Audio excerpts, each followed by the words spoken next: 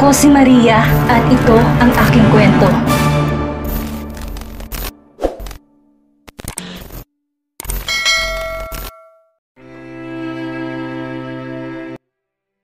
Nanatili ng ilang oras si Carmela sa bahay ni Lita.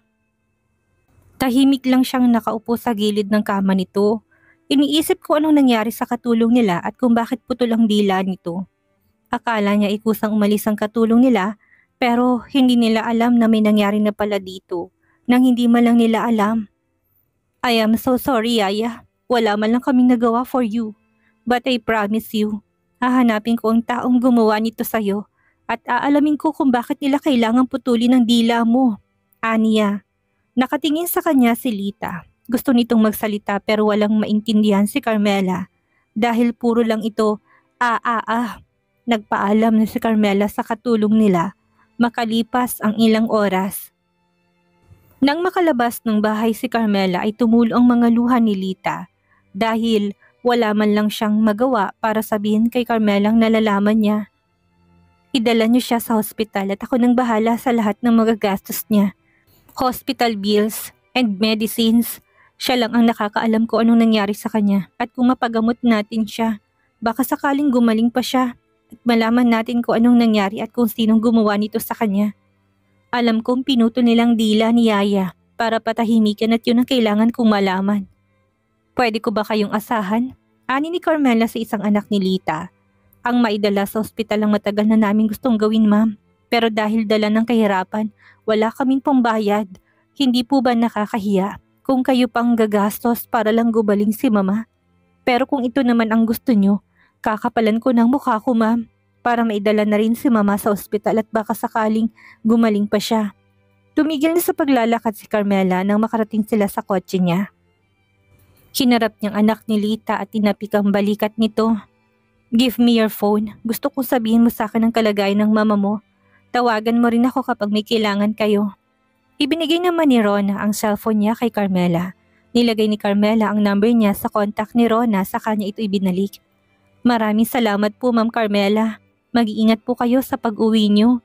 Nagpaalam na si Carmela saka siya umalis. Inabot na siya ng dilim sa daan. Kanina pa naman tawag ng tawag si Idam. Pero hindi yun marinig ni Carmela. Naka-silent ang cellphone niya. Shit, where are you? Madilim na pero wala ka pa. Answer your phone, Carmela. Nainis na usal ni Idam. Hindi niya mapigilang hindi mag-alala dahil alam niya naman na may trauma si Carmela. Paano kung may makasalubong tong malaking truck habang nasa biyahe siya? Wala pa naman tong kasama at siya rin ang nagde-drive ng sasakyan.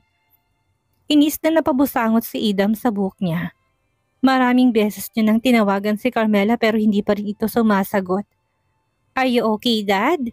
Tanong ni Santino nang mapansin niyang hindi mapakali ang daddy niya.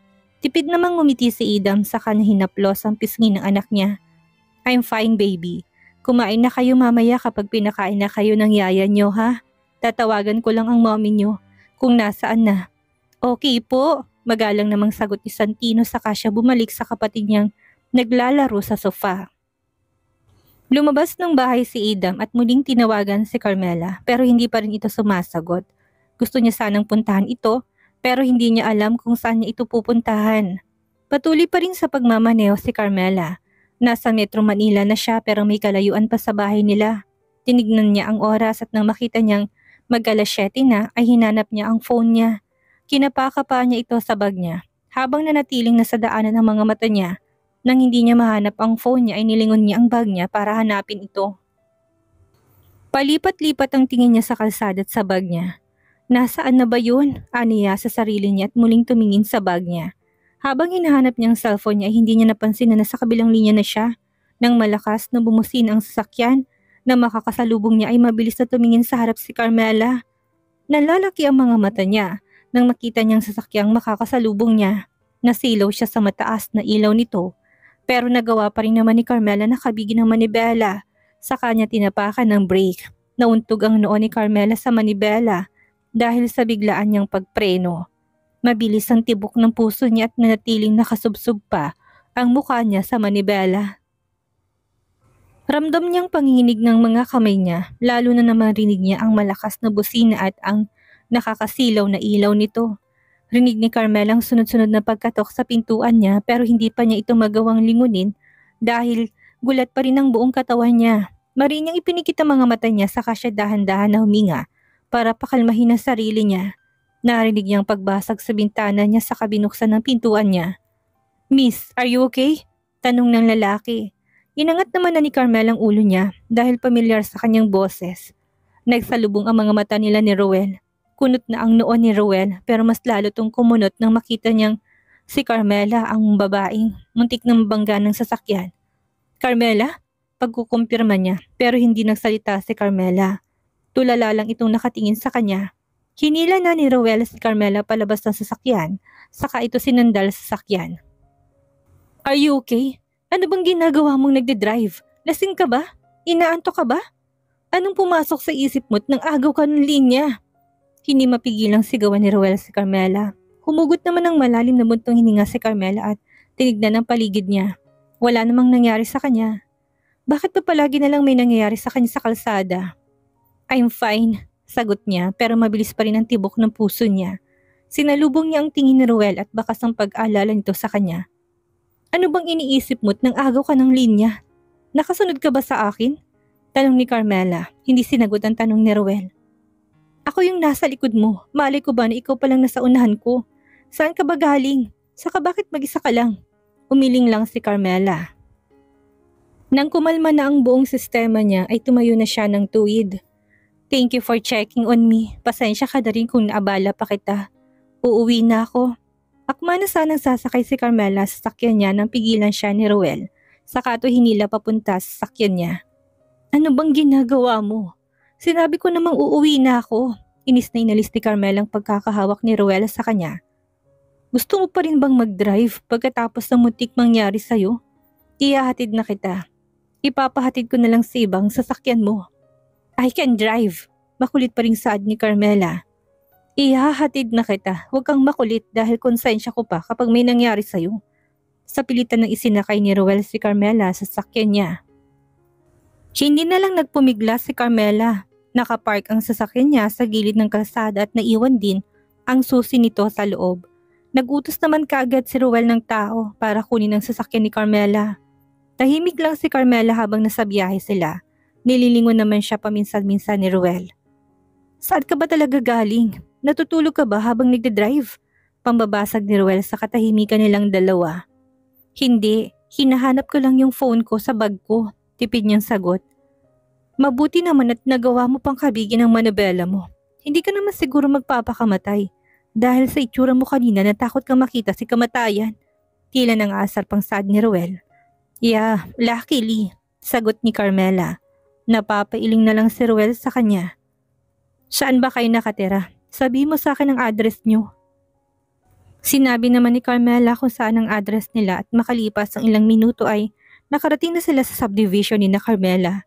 Nang mapansin naman ni Idam ang sasakyang huminto sa tapat ng gate nila, ay mabilis niyang pinuntahan ito pero alam niyang hindi yung sasakyan ni Carmela. Napakunot na lang siya ng noo nang makita niyang bumaba sa passenger seat si Carmela at lalong nagsalubong. Ang mga kilay niya nang makita niya si Roel. Bakit sila magkasama? Hindi maiwasang tanong ni Idam sa isip niya.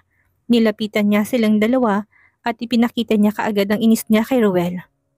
"Bakit kayo magkasama? Nasaan ang kotse mo?" Bakas ang inis at selo sa tinig ni Idam. Pagod naman na si Carmela para magpaliwanag pa. "Thank you again, Roel." Anas niya kay Roel. Tumango lang naman si Roel sa kanya. "Papasok na ako sa loob." Mahinang usal ni Carmela kay Idam. Hindi man lang sinagot ang tanong ni Idam at hindi man lang siya nagpaliwanag. Hinayaan ni Idam na pumasok na sa loob si Carmela dahil bakas ng pagod nito sa muka, kaya si Roel ang hinarap niya. "Kayong dalawa bang magkasama buong maghapon? Saan kayo galing?" May diing tanong ni Idam. Nanatili namang kalmado si Roel. "Hindi, nakita ko lang siya sa daan." Tipid na sagot ni Roel. Binibitin pa si Idam kaya nagngit-ngit ang mga ngipin nito sa inis. "Gusto mo bang paniwalaan ko yun?" "Depende naman yun sa'yo." Nanginis pang sagot ni Roel. Naikuyom ni Idam ang kamao niya pero pinilit niyang kalmahin ang sarili niya. Natawa na lang si Roel dahil kitang-kita ng inis sa mukha ng pinsan niya. "Ang totoo, muntik na siyang maaksidente. Siyang nasa unahan ko ng sasakyan. Nang makita ko siyang laman ng sasakyan, Pinilit ko siyang ihatid na lang dahil baka kung ano pang mangyari sa kanya sa pag-uwi niya. Hindi ko rin alam kung ano nangyari, kung saan siya galing, at kung bakit bigla siyang nang agaw ng linya. Mas mabuti pang tanungin mo na lang ang asawa mo. Aalis na ako. Blanco sagot ni Ruel saka sumakay nito sa sasakyan niya. Salubong pa rin ang mga kilay ni Idam at sinundan na lang ng tinang sasakyan ng pinsan niya. Napapalayo na. Nang pumasok na siya sa loob ng bahay ay hinanap niya kaagad si Carmela. Tulala itong nakaupo sa sofa. Tumabi naman si Idam sa kanya. Saan ka ba talaga galing? Bakit ginabi ka na? Hindi ka rin sumasagot sa mga tawag ko. Mahinahon na wika ni Idam. Humugot na muna ng malalim na buntong hininga si Carmela bago siya sumagot. Pinuntahan ko lang ang address ng dati naming katulong. Gusto ko lang sana siyang kamustahin. 2 hours din kasi ang layo ng probinsya nila mula Manila. Bakit hindi mo sinabi sa akin na para kinansel ko na lang muna ang lakad ko kanina? Para nasamahan kita. Seryosong tinignan ni Carmela si Idam. Hindi pa rin mawala sa isip niyang nangyari sa dati nilang katulong. Hindi talaga nawala si Yaya Lita. May tao nagtangka siyang patayin para patahimikin. Putol ang dila niya, paralisadong mga kamay at bedridden siya. Malakas ang kutob ko na may nalalaman siya at sinubukan siyang patahimikin. Malaki ang tiwala niya kay Idam kaya sinabi niya na ito kaagad. Wala naman siyang alam na kakampi ngayon kung hindi si Idam lang. Sa anong krimen? Hindi naman nakasagot si Carmela. Siya lang bang nag-iisip na posibleng may nalalaman ng dati nilang katulong? Pinaniniwala niya lang bang sarili niya na baka sakaling may alam ang katulong nila sa nangyari sa kanyang ina? Napabuntong hininga na lang si Idam sa kanya hinawakan ng kamay ni Carmela. Alam kong umaasa ka na baka may makatulong sa'yo para malaman kung talaga bang aksidente ang nangyari sa inyo. O sinadya kayong patayin pero huwag ka munang masyadong umasa dahil ikaw din ang masasaktan. Hinaplos ni Idam ang kamay ni Carmela. Tipid namang ngumiti si Carmela dahil may punto naman si Idam. Pero para sa katahimikan mo, aalamin natin ang lahat.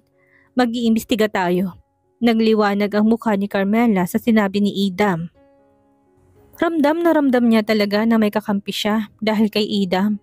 Nang matapos kumain si Carmela ay pumasok na siya sa kwarto niya kasamang mga bata. Naabutan naman ng mga to, nagising pang mga bata. Hi Mommy! Hi Daddy! Masiglang bati ni Sabrina. Naupo na si Carmela sa gilid ng kama. Lumapit naman sa kanya ang mga bata. Matulog na kayo. Good night, ani ni Idam. Daddy, ayaw mo bang tumabi sa amin? Saad ni Sabrina kaya nagkatinginan si Idam at Carmela. Oo nga po Daddy, tumabi ka na sa amin para tabi-tabi po tayong matulog. Pagsang-ayon naman ni Santino. Nagdadalawang isip naman si Idam dahil hindi naman siya sigurado kung papayag ba si Carmela. Sa kwarto ko na lang ako matutulog mga anak, sagot niya na ikinasimangot ng kambal. Aalis na sana siya nang magsalita si Carmela. Sige na, tumabi ka na sa amin. Wika nito kaya nilingon siya kaagad ni Idam pero umiwas na ito kaagad. You heard mommy right, Daddy? Tumabi ka na po sa kanya. Masayang saad ni Sabrina inalaki ng mga mata ni Carmela. Pumayag siyang matulog si Idam kasama nila dahil sa pag-akalang sa magkabilang dulo sila hihiga. Wala nang nagawa si Carmela nang tumabi na si Idam. Napalunok na lang siya at biglang nag-init ang mga pisngi niya nang magdikit ang mga balat nila. Maraming beses nang may nangyari sa kanila pero bakit nahihiya pa rin siya hanggang ngayon? Masayang masaya naman ang kambal. Unti-unti namang nawawala ang takot nila, lalo na't kasama na nila ang mga magulang nila. Are you okay? Nahihiya ka pa rin ba sa akin? May hinang bulong ni Idam. Nagtayuan naman ang mga balahibo ni Carmela dahil nakiliti siya sa tenga. Of course not. Pagsisinungaling niya, napasinghap na lang siya nang yakapin siya ni Idam. Saka siniksik pa nitong mukha niya kay Carmela. Napapalunok na lang si Carmela pero tipid ding ngumiti. Biglang nawala sa isip niyang mga alalahanin niya. Papasok na sana si Carmela ng kumpanya nang makita niya si Ruel na papalabas. Hinintay na muna ni Carmela na makaalis si Idam. Nang masiguro niyang nakalayo na ito, ay saka niya sinundan si Ruel. Pumasok daw sa coffee shop na katabi lang ng kumpanya. Hindi man lang siya nakapagpasalamat ng maayos kagabi. Nakapagpasalamat man siya pero tulala pa siya. Nakapila na sa counter si Ruel. 1 hot coffee please. Ako na rin na magbabayad ng order niya. Pagtutukoy niya kay Ruel. Nilingon naman siya ni Roel nang magsalubong ang mga mata nila ay nginitian siya ni Carmela. Alam kong kulang pa yan para pasalamatan ka. Pasensya ka na kagabi, marami lang akong iniisip. Salamat nga pala, honest niya. Gusto mong bumawi? Tanong ni Roel na ikinatango naman ni Carmela. Bahagya na lang na natawa si Roel. Kung sasabihin ko ba sa'yo kung paano ka makakabawi, ibibigay mo ba? Kunot nung nilingon ni Carmela si Roel. Iniisip kung ano bang gustong hilingin ni Roel sa kanya. Tumawa na lang si Carmela dahil baka nagbibiro lang si Roel. Ano bang gusto mo? Tanong niya naman. Ibinulsa ni Roel ang mga kamay niya at diretsyong tumingin sa babaeng gumagawa ng orders nila. Kausapin mo si Idam na wag nang makikompetensya sa akin bilang CEO. Seryosong saad ni Roel.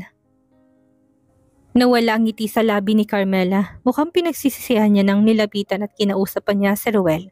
Hindi niya akalain na malaki palang maningil ng utang na loob si Roel nang mapansin ni Roel ang pagiging tahimik ni Carmela. Dahil sa sinabi niya natawa na lang siya. Kidding, don't take it seriously. Pambabawi niya sa sinabi niya. Here's your order ma'am and sir. Enjoy your drinks. Nakangiti at masiglang saad ng babae. Kinuha na ni Carmela ang order niya at dumiretso nang lumabas sa coffee shop. Sumunod naman si Roel sa kanya. I said I'm kidding, nani pa ni Roel sa kanya. Alam mo bang ibig sabihin ng mga taong dinadaan sa biro ang mga sinasabi? At kapag may nasabi sa'yo out of anger, ibig sabihin yun talagang matagal na nilang gustong sabihin. You want to be CEO. You want to be proud of yourself. Sana kapag naupo ka sa posisyon na yan, you're proud at maganang nararamdaman mo because your conscience is clean. Wala ka nasaktan na ibang tao habang inaabot mong pangarap mong yan. Masarap ang maupo sa isang posisyon na alam mong deserve mo at malinis na paraan mo nakuha. Pangaral ni Carmela. Sa kanya hinarap si Roel na kunot pa rin ng noo. Pinagkrus naman ni Sofia ang mga kamay niya sa dibdib niya nang makita niya na namang magkasama si Roel at Carmela. Mas gusto pa rin niya si Ida pero hindi niya maiwasang hindi magselos. Sa tuwing nakikita niyang magkasama si Roel at Carmela. Dahil tila ba napakadali lang kay Carmela na paamuhin ang loob ng mga festeho. Nag-isip siya kung paano siya makakaganti kay Carmela. Nang makaisip siya'y napangisi siya. Okay na rin sigurong gamitin ko si Roel para sirain ka kay Ida. Total, wala kang ginawa kung hindi dumikit na dumikit sa kanya. Nagngingit-ngit na saad ni Sofia. Humugot siya ng malalim na buntong hininga nang makita niyang gumiti si Roel kay Carmela. Sinundan niya ng tingin ng dalawa hanggang sa makapasok sila ng kumpanya. Pumunta na rin si Sofia sa office niya at naabutan niya namang nakaupo ang kanyang ina sa swivel chair niya. Binaba niyang bag niya sa kanya inalis ang heels niya at nagpalit ng flat na sandals. What are you doing here? Sabay lang tayong umalis ng bahay, Mom. May sasabihin ka ba? Walang gana niyang wika. Tumayo naman si Shawnee saka siya humarap sa malaking bintana. Bukas na i-announce ng daddy mo sa harap ng mga BOD ang bagong magiging direktor ng kumpanya. At hanggang ngayon, wala ka pa rin ginagawa? Masyado ka nakafocus kay Ida at Roel. Ang inuuna mo dapat ngayon ay ang kumpanya. Dahil paano gaganahan ng mga festeho na lapitan ka kung mawawala sa iyong kumpanya? Napabuntong hininga lang naman si Sofia. Nandiyan naman kayo para gumawa ng paraan, right ma'am? Sa tingin niyo ba makukumbinsi ko si daddy na sa akin niya ibigay ang position? In his eyes, I'm his illegitimate daughter at kahit na anong gawin ko, si Carmela pa rin ang tama sa paningin niya. Blankong wika ni Sofia. Napapahilot na lang sa sentido si Shawnee. Alright, susubukan kong gumawa ng paraan. Make sure na pakakasalan ka ni Roel. Bisitahin mo minsan ang mga magulang niya o tawagan mo para kamustahin. Siguraduhin mong makuha ang mga loob nila. Ngayong alam na natin na gusto pala ni Chairman ng apo sa mga apo niya, kailangan ay mabuntis ka na rin. Dapat ay magdala ka na rin ng isang festeho para yun ang gamitin nating alas. Napaisip naman si Sofia sa sinabi ng kanyang ina. Posible bang matali niya o makontrol niya ang mga festeho lalo ng chairman kapag nabuntis siya? Lumipas ang araw na yon. Naghahanda na si Carmela para sa meeting ng mga BOD. Siniguro niyang magiging presentable siyang tingnan. Gumawa rin siya ng bagong plano para sa business nila at ipepresent niya yun after the announcement. Kailangan niyang maipakita sa mga BOD na deserve niyang position. Kahit na hindi pa siya matagal nagtatrabaho sa kumpanya nila. Kumpleto na silang lahat sa loob ng conference room at si Marvin na lang ang hinihintay nila. Napatingin si Carmela sa relo niya. 5 minutes late ng daddy niya. Napapalingon na rin siya sa pintuan pero hindi pa rin to dumadating. Tinawagan mo na ba siya? Mahinang tanong ni Carmela sa sekretary ng kanyang ama. Maraming beses na pero hindi pa rin siya sumasagot. Hindi rin nasagot ni Ma'am Shoni at Ma'am Sofia. Sagot nito. Napabuga ng hangin si Carmela. Hindi niya alam pero para bang kinakabahan siya. Sana ay walang nangyari sa kanyang ama. Wala pa rin ba si Mr. Hidalgo? Tanong ng isang BOD dahil 15 minutes late na si Marvin. On time naman ito palagi sa mga meetings nila. Tinawagan ni Carmela si Yaya Lucy para tanungin ang kanyang ama. What? Gulat niyang tanong, napatayo pa siya sa gulat kaya napatingin sa kanya ang lahat. Lumabas na muna siya ng conference room para makausap ang Yaya Lucy niya. What did you say, Yaya? Paninigurado niya. Itinakbo sa hospital ang daddy mo, iha. Hindi ka pa ba tinatawagan ni Sofia? Paalis na sana siya kanina ng bahay nang bigla na lang siyang natumba. Tumama pang ulo niya sa baitang ng hagdan. Mabuti na lamang at 3 baitang na lang bago siya makababa nang mawalan siya ng malay. Puntahan mo na lang siya sa hospital. Natatarantang sagot ni Yaya Lucy. Mabilis na lumabas ng kumpanya si Carmela para puntahan ang daddy niya sa hospital kung saan ito huling na-confine. Ano kaya ang nangyari sa ama ni Carmela? May kinalaman ba si Shoni sa nangyari kay Marvin? Yan ang ating aalamin sa susunod nating kabanata.